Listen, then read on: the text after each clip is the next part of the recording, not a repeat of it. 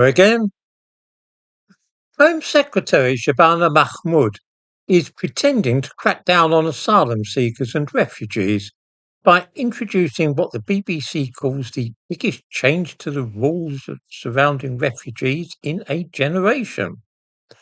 There are two tricks being pulled here, but I rather suspect that most viewers of this channel will already have spotted them. The first is, of course, that asylum seekers, or illegal immigrants as they are more properly known, make up only about a fifth of the immigrants entering this country.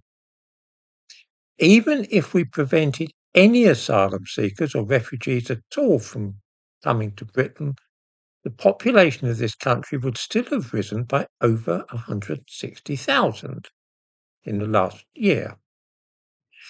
This is because net migration to Britain up to June 2025 was 204,000.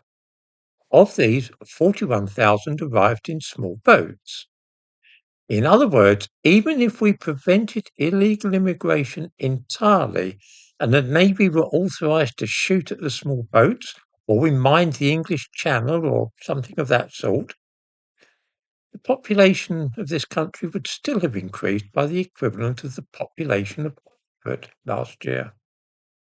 This is the first trick being played, that tackling refugees and asylum seekers or withdrawing from the European Convention on Human Rights and so on would bring the level of immigration down substantially. It's not true.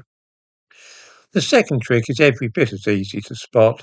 The new rules entail making the status of refugees or asylum seekers a provisional one, which will be reviewed every 2.5 years. Then, too, those people will have to live here for longer before they can apply for permanent residence.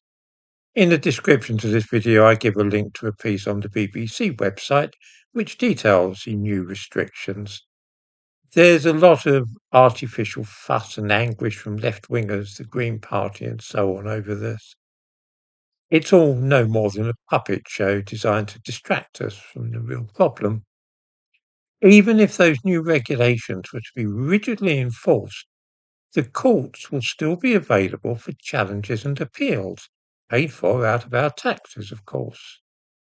Not only that, but if there were the slightest chance of anybody actually being deported, the consequence of these new regulations, then he or she would simply disappear and go underground.